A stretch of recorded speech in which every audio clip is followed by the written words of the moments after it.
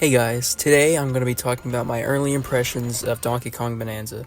So, I'm not finished with the game, I'm probably about 8 hours into it by this point. Probably when the video comes out, I'll probably be a lot farther. But, so I really wanted to just talk about my early impressions, what I kind of think about the game. So, I'm just like World 3 right now. I mean, I'm 8 hours into it just because I've basically been collecting kind of all the bananas, all the collectibles. It's really fun to do that. And yeah, let's just get started in this. So let's talk about like the graphics. I think the graphics look really cool. People say that like it doesn't feel like a Switch 2 graphic kind of thing, but it more looks like a Switch 1 graphics. But honestly, I think the graphics look great. There's so much detail in this, the just everything, the environments, the characters. The only issue I have is like Donkey Kong's fur. Like the promotional art, he has like more realistic fur, but in the actual game, he has less realistic fur. I get it kind of matches the actual graphics of the game, but I still think they maybe could have done it like that. But I don't know. That's kind of my only issue with the graphics. Other than that, I think everything else looks just really great and really awesome. Let's talk about also the environments next. So I've only been to, again, as I said, 3 different worlds. They mainly look the same, but I really do like how they also kind of make it feel different. Like I don't feel like I'm in the same world, even though like World 2 had the same kind of feel, like it kind of same look as World 1, but it was completely different. I love the way it looks, like all the different colors. Like the colors in this game are really vibrant. They're really fun, especially with HDR on Switch 2, 4K. I don't know if this game actually has 4K, but if it does, again, it looks great. The visual, like the environments look really cool, and also all the collectibles in these environments are all different, and there are so many. I mean, there's been so many times where I've been bashing through walls and not actually even going through the actual place you're supposed to get the bananas. I just kind of bash through a wall and there's another banana there, and or like fossils and stuff.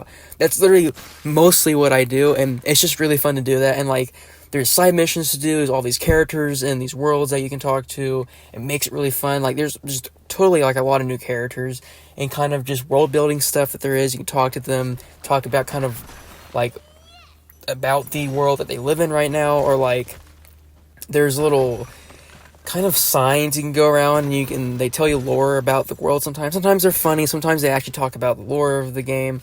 Again, that stuff's really cool. The environments are really cool, especially from the ones I've only been to. I've only been to 3 of them, but I mean, there's going to be so many more that I'm going to appreciate later on. I think it's like let's talk about the collectibles in this game. So the collectibles in this game, so this is the same team who made Mario Odyssey. So the collectibles, instead of being moons or stars, it is bananas, and they're actually really fun to collect. There's so many of them. Again, just like same thing with the moons. There are so many of them, so many challenges you have to do, because like some bananas are actually in the environments. You just walk around, bash through walls. There's a banana. Some of them you actually have to do a little challenge that you get teleported to a whole new kind of world. You have to do a little challenge there. One time I had to like destroy a whole building. That was really cool. Sometimes like platforming and stuff. This game actually has really cool platforming. I know like the cool thing is it is a platform game, but also like it's kind of not, and that's kind of why I like it, because I've played all the 3D Mario games, and they're all platforming games. So like Donkey Kong Bananza, it is also a platforming game, but it's kind of different because a lot of the time you're bashing through walls, and it also has Donkey Kong a different moveset, like with the spin jump or with the double jump with the rock hop and stuff. It's really cool. All of his moveset is really good.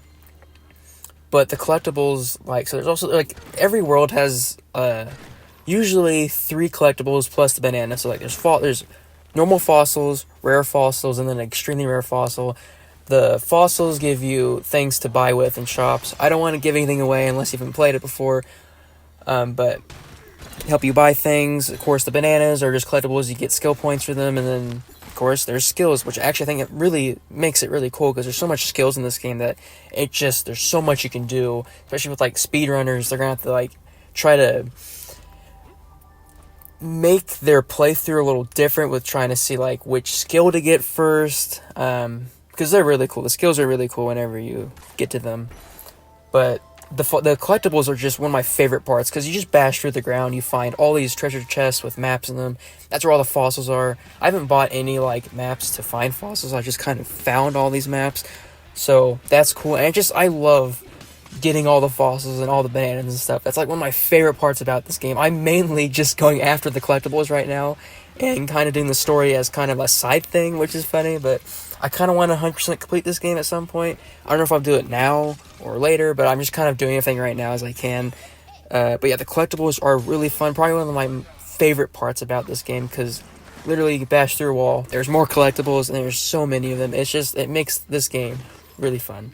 So let's now talk about like the music of this game. The music is really, really great here. It also takes music from old games like Donkey Kong Country games, and also, of course, Donkey Kong 64, because this is technically the sequel to that game, but 10 times better. But, so there's a music player. I'm not going to tell you how you get it. I don't want to spoil it too much, because the game hasn't even been out for a week yet, at least from the point I have recorded this. Probably by the time it comes out, it'll be a week. But, there's a music player, and you find these discs by sometimes, from what I've noticed, just by destroying enemies. I just sometimes randomly get a disc. I don't know, but there's discs you can find. You can play them as a recorder, and you can just listen on the music. Music is great.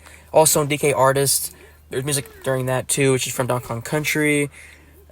Really fun. Music's really good. Okay, so I'm gonna talk about one Bananza transformation because that's all I have right now. So that's all I've really talked about, and probably most people actually know that there's Bananza transformations, so I'm just going to talk about this one. So the first one you get, of course, is the Big Kong Bananza one, which you just bash through anything really quickly. It makes it really fun, because I enjoyed bashing through the walls just as normal Donkey Kong, but as the Big Bananza Donkey Kong, it's even more fun, because it's just even feels more powerful. You feel like the Hulk sometimes, just bashing through the ground, bashing through walls. But also, let's talk about the FPS of this game. So this is my only really issue, but even then it's not really going to impact the game for me.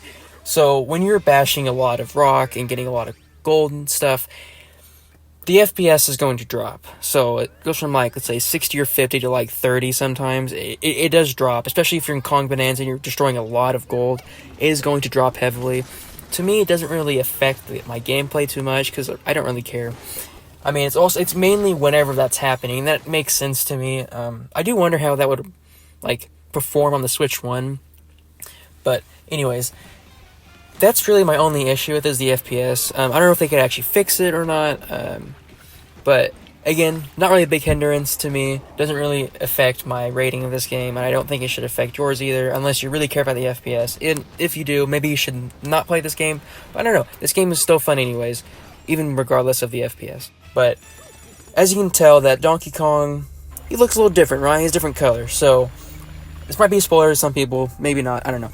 But you can get colors at these style shops, and the different colors, it's really, really fun. That's why I want to collect all the fossils, because the fossils used to get different colors for Donkey Kong. And the white one, like the kind of the abominable snowman Donkey Kong, which is what I call him, is one of my favorite colors. Also like the black furred one. There's also purple fur, pink. I don't want to say anymore because there's a lot of them. I haven't gotten to any other world, so I don't know what the rest of them are. I think it's going to be fun just finding them out. But that makes it really fun. Of course, also, Pauline also can have different outfits too. I don't want to talk too much about her because I don't know if people know about this. So, in case you guys don't know the spoilers, yeah, the colors, the style shop stuff is really cool. Colors Donkey Kong. They also have different like levels of actual like some of the outfits actually give you more abilities. Like sometimes like allow you to swim faster, whatever, maybe break through rock faster. I don't know. That really makes it fun. That's why I want to collect all the collectibles basically. So yeah, as of this point, that's all I'm going to talk about. I know I'm not talking about the story mainly because, I mean, you would figure it out if you play it for yourself. So what my rating is for this game, it is probably, for right now, it's a 10 out of 10. I absolutely am enjoying this game. This is one of the first games I actually really want to 100% complete as I'm playing through it, which is very rare for me. I just kind of want to get through the game usually, but this game I actually really want to 100% complete it.